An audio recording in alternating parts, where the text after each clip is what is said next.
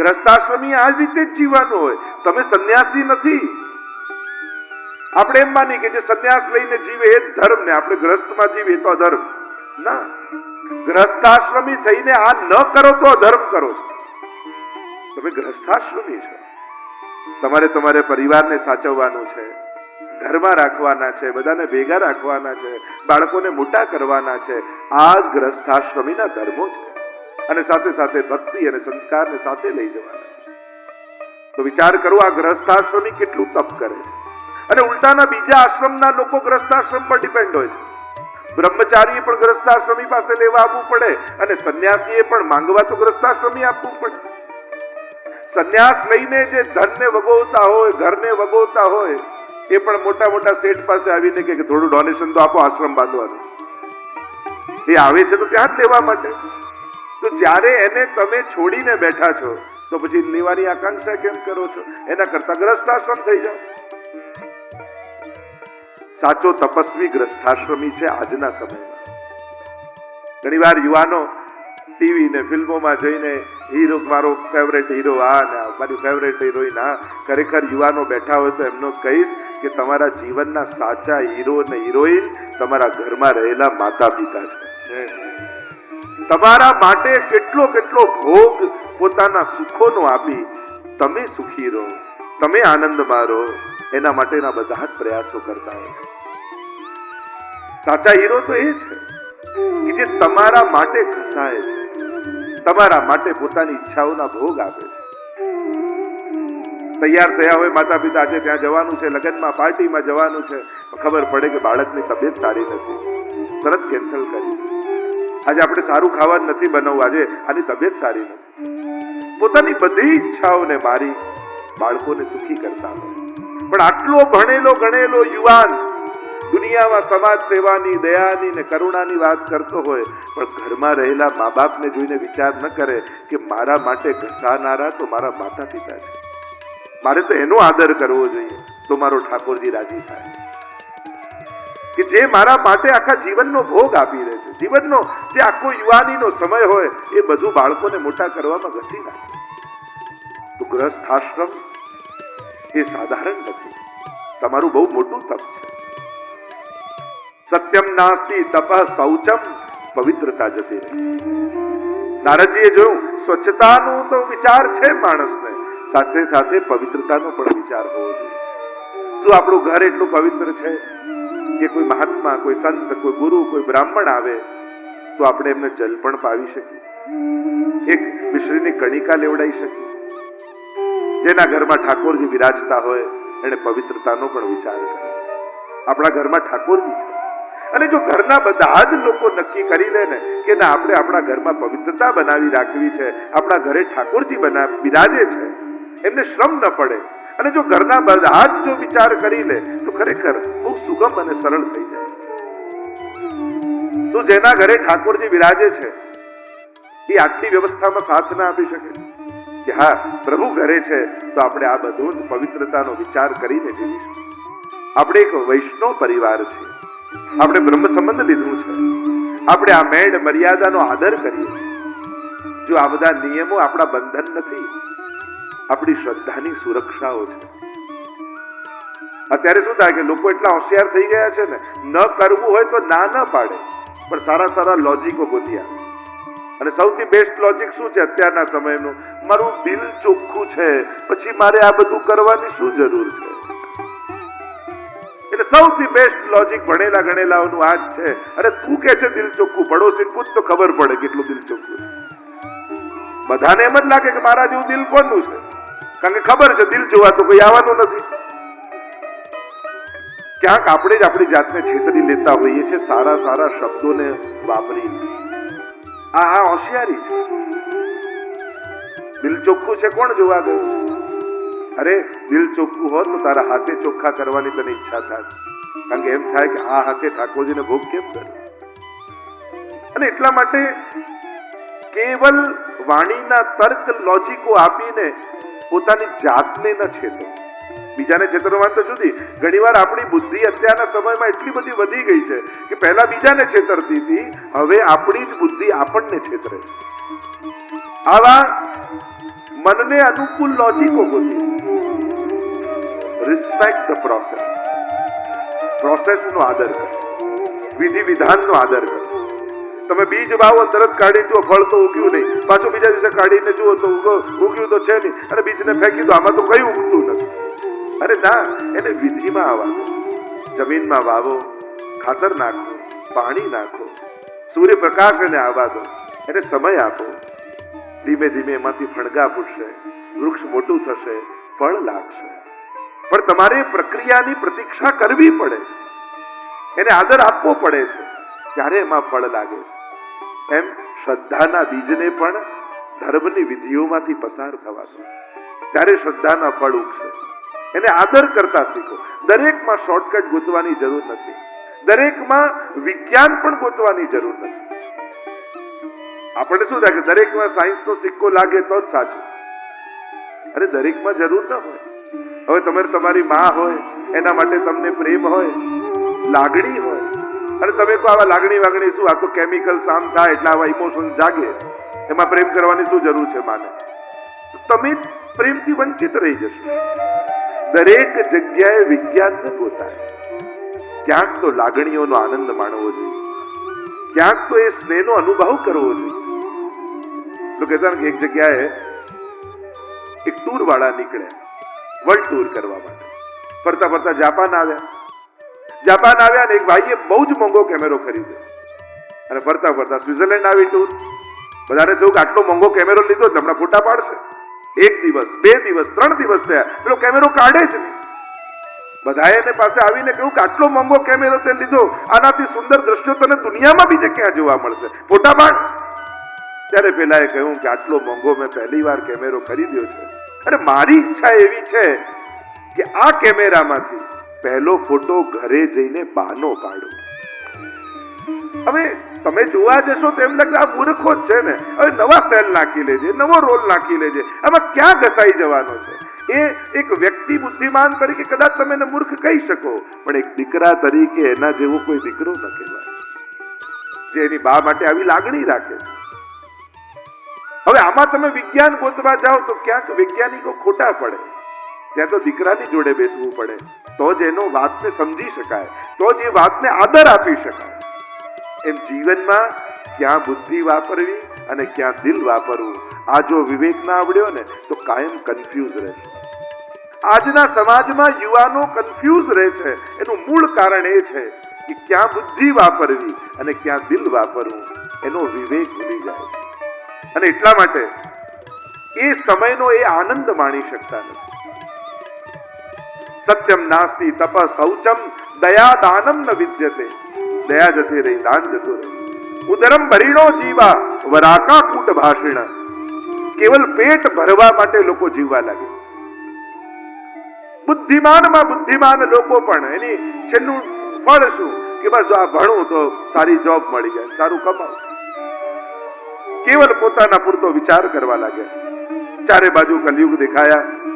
નારદજી વર્ણન કરતા જાય છે. મંદા સુમંત બતયો મંદ ભાગ્યા યુપદ્રતા પાખંડી નિરતા સંતો વિરક્તા સપરિગ્રહ. લોકો મંદ ભાગી થયા. જ્યોતિષ શાસ્ત્રમાં પણ પહેલા જે યોગો મોટા મોટા ફળ આપતા, એ મોટી મોટી યુતિઓને ફળ નથી આપતી. એવો કલયુગમાં જાણે નિસ્સાર કરી દીધા છે બધા. મંદ ભાગ્યા, લોકો મંદ ભાગી થયા છે. પાખંડી નિરતા સંતો, પાખંડીઓ સંતોના વેશમાં ફરવા લાગ્યા. આપણે પગે લાગવામાં ઉતાવળ કરીએ અને નિંદા કરવામાં ઉતાવળ કરીએ. સંતો પાખંડી નથી થયા, પણ પાખંડીઓને સંતોના વેશ મળી ગયા, અને એટલા માટે ધર્મ પણ બદનામ થવા લાગ્યો. અને એટલા માટે પગે લાગતા પહેલા જોવું કે આમની કઈ પરંપરા છે. અત્યારની તકલીફ એ છે, આપણે બધા જ પરંપરાઓના વિરોધમાં લાગી ગયા. નવા નવા વિચારકો, લેખકો, યુવાનો આ જૂની પરંપરાને શું કરવું છે? પરંપરાઓ એ સુરક્ષા છે, અને સુરક્ષા વ્યવસ્થાઓને તોડી નાખશો અને નવી વ્યવસ્થા નહીં આપો તો સમાજ ટોળું બની જશે, અને ટોળું પોતાની જાતથી પોતાના સમાજનો સર્વનાશ કરી નાખશે. એટલે આ વ્યવસ્થાઓને તોડી સમાજને ટોળાનું રૂપ ના આપો, એને વ્યવસ્થામાં રહેવા દો. અહીંયા જો આપણે બેસવાની વ્યવસ્થા કરી છે તો બધા વ્યવસ્થિત બેસી શકે. બધું જ હટાડી દો તો કિયોસ થઈ જાય. એમ સમાજની પણ કોઈક વ્યવસ્થા છે. આ પરંપરાઓએ જાળવી રાખે કે તમારી કઈ ગુરુ પરંપરા છે, તમે કયા સંપ્રદાયથી છો. લોકો સંપ્રદાયને પણ ભાગલા માનવા લાગ્યા. શાસ્ત્રોના અધ્યયન ન કરે એને સંપ્રદાય પણ ભાગલા લાગે. આ ભાગલા નથી, આ વ્યવસ્થા છે. બધા પોતપોતાના ઈષ્ટની યોગ્ય રીતે ઉપાસના કરી શકે એની વ્યવસ્થાનું નામ સંપ્રદાય.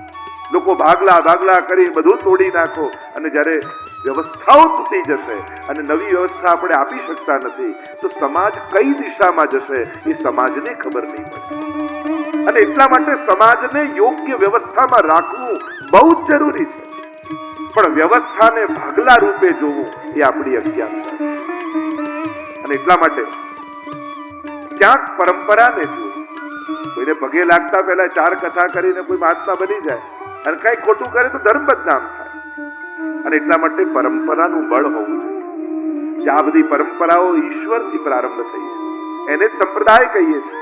ભગવદ આજ્ઞાથી પ્રારંભ થઈ છે. અને એટલે આજે પણ ગુરુને આપણે વંદન કરીએ છીએ, કોઈ વલ્લભ કુલને, ત્યારે એ વ્યક્તિને નથી કરતા, સીધા મહાપ્રભુજીને વંદન કરીએ છીએ. કારણ કે આ એમના સ્થાને વિરાજે. સમાજ જ્યારે મંદિરો, ધર્મસ્થાનો, સત્સંગ મંડળો, આધ્યાત્મિક કેન્દ્રો એમાં પણ પોતાની લૌકિકતાને જો પ્રવેશ આવી દેશો તો પવિત્ર થવા માટે જશો ક્યાં? ઘણા મોટા લોકો, ઘણા મહાત્માઓ પાસે દેખાય, એ ભક્તિ માટે ના હોય. એમ થાય કે અમારા ધંધામાં પાર્ટનર થઈ જાય, આ અહીંયા ઇન્વેસ્ટ કરી દે. જો એક વસ્તુ સમજો, કોઈ પણ આધ્યાત્મિક પુરુષ પાસે જઈ, કોઈ પણ આધ્યાત્મિક જગ્યાએ જઈ કોશિશ કરજો કે ત્યાં બને એટલી લૌકિક વાત ઓછી થાય. તમે જ્યારે મંદિરોને, ધર્મસ્થાનોને અપવિત્ર કરો છો ત્યારે તમારા ભવિષ્ય અને આવતી પેઢી માટે ખિલવાડ કરી રહ્યા છો. તમે એને પ્રદૂષિત કરી રહ્યા છો. જો ચહેરો કાળો થાય તો ધોશો તો ચોખ્ખો દેખાશે, પણ અરીસો કાળો કરી દેશો ને તો જ્યારે જોશો ત્યારે ચહેરો કાળો જ દેખાશે.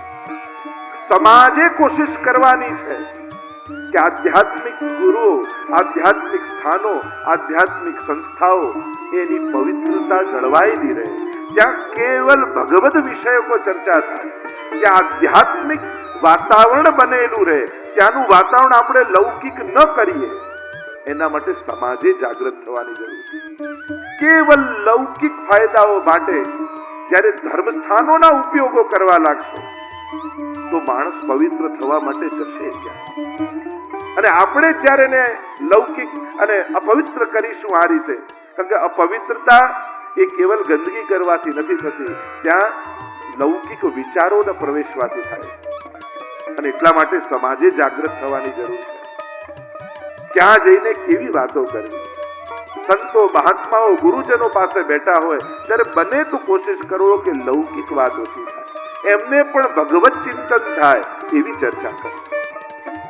પાખંડી નિરતા સંતો વિરક્તા સપરિગ્રહ, વિરક્તો પરિગ્રહ વાળા થઈ ગયા. તરુણી પ્રભુતા ગેહે ચાલકો બુદ્ધિદાયક, કન્યા વિકૃણો લોભા દંપતિ નામ ચકલકનમ. ઘરે ઘરે ક્લેશ જોયા, ઘરે ઘરે ઝઘડા જોયા. કલયુગના બધા, કલયુગ એટલે ક્લેશ. આ બધા જ લક્ષણો જોતા જોતા નારદજી કહેવા લાગ્યા કે હું વૃંદાવનમાં આવ્યો, અને જ્યાં વૃંદાવનમાં આવ્યો ત્યાં એક મેં દ્રશ્ય જોયું ને મને બહુ આશ્ચર્ય થયું. અને મને જતા જોઈ એક સ્ત્રીએ અવાજ લગાવ્યો, ભો ભો સાધો ક્ષણમ તિષ્ઠ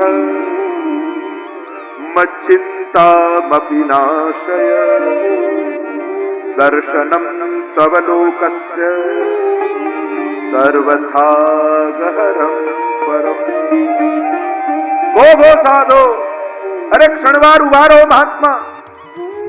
મેં પાછળ વળીને જોયું તો એક સ્ત્રી, યુવાન, અને એના ખોળામાં 2 ગરડા પુરુષો સૂતા છે. આશ્ચર્ય થયું, કોણ હશે આ સ્ત્રી? અવાજ લગાવીને કહ્યું કે અરે ક્ષણવાર માટે ઉભા રહો.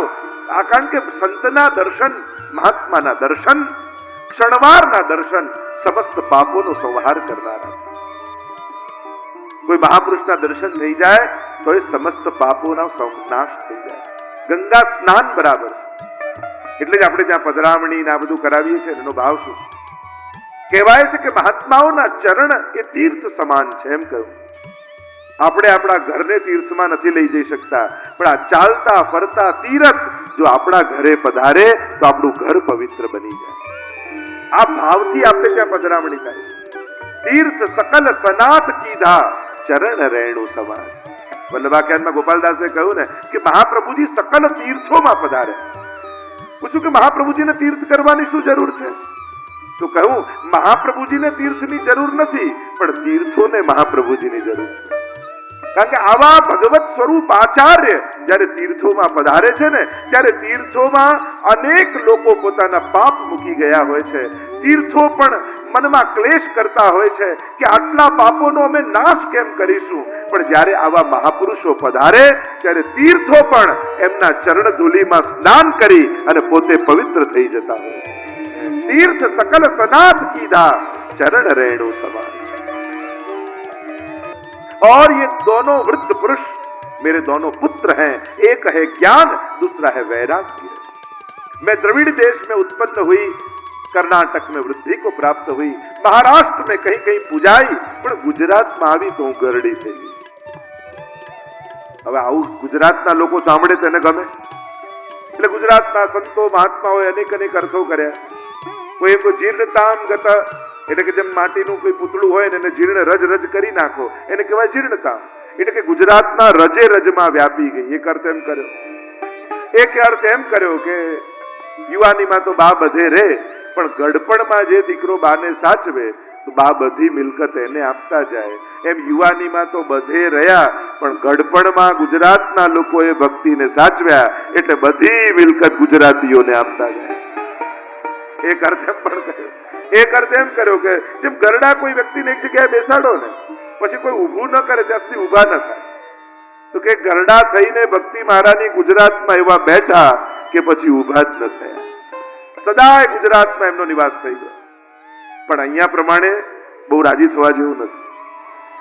જીર્ણતામ ગતા, કારણ કે વેપારી પ્રજા રહી ને ગુજરાતની, તો દરેકમાં એમ વિચાર કરે આ કરું તો ખરા પણ મળે શું? હવે જો ભક્તિમાં વિનિમયનો વિચાર કરે તો ભક્તિ ગરડી થઈ જાય. ભક્તિમાં સ્વના લાભનો વિચાર કરે તો ભક્તિ ગરડી થઈ જાય. ઘણા લોકો તો એક એક માળા ફેરવીને આકાશ સામે જુએ કે અહીં થયું કે નહીં, એ રીતે માળા ફેરવે. અરે માળા કરી શક્યા ને એ જ મોટી કૃપા છે. એમ ન વિચારો કે આજે મેં માળા કરી તો શું મળશે, એમ વિચારો કે મેં કંઈક કર્યું હશે જેથી આજે એક માળા હું કરી શકું. નવ યમનાષ્ટક કરીને મને યમનાજી શું આપશે એ ન વિચાર કરો, પણ યમનાજીએ કેટલી મોટી કૃપા મારા ઉપર કરી, આજે હું નવ યમનાષ્ટક કરી શક્યો. ભગવત નામથી મોટું ફળ આ દુનિયામાં બીજું કોઈ નથી.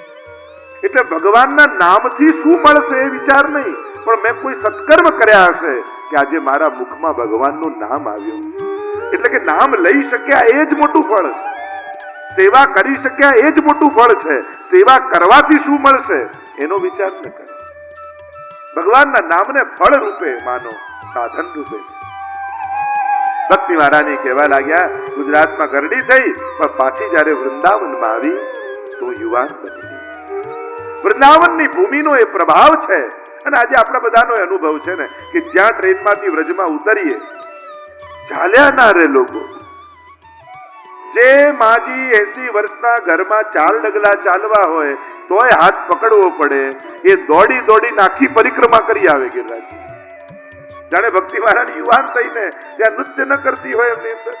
વૃંદાવનમાં આવીને હું યુવાન થઈ, પણ વિચિત્ર વાત એ થઈ કે મારા બંને પુત્રો જ્ઞાન અને વૈરાગ્ય બંને વૃદ્ધ થઈ ગયા. અને મા યુવાન હોય ને પુત્રો વૃદ્ધ હોય એ તો વિચિત્ર વાત કહેવાય. મા માટે દુઃખદાયક કહેવાય. દુનિયામાં ઊંધું હોય, મા ગરડી હોય ને દીકરા યુવાન હોય. નારદજી આપ કોઈ ઉપાય કરો, મારા દુઃખનું નિવારણ કરો. અને એટલા માટે ભક્તિ યુવાન પણ પ્રસન્ન ત્યારે હોય જ્યારે જ્ઞાન અને વૈરાગ્ય યુવાન થાય. અને એટલા માટે ભાગવત કથાનો આશ્રય કરવો, કારણ કે અહીંયા જ્ઞાન યુવાન થશે, સમજ આવશે, ભગવાન વિશે ખ્યાલ આવશે, ધર્મ વિશે સમજ આવશે. ભાગવત સાંભળવાથી જ્ઞાન યુવાન થાય અને વૈરાગ્ય યુવાન થાય. આ તમારો વૈરાગ્ય જ છે ને. કેટલા બધા તમારા કામો પેન્ડિંગ છે, છતાંય બધું છોડી 4-4 કલાક કથામાં બેસો છો. આ તમારું વૈરાગ્ય જ છે.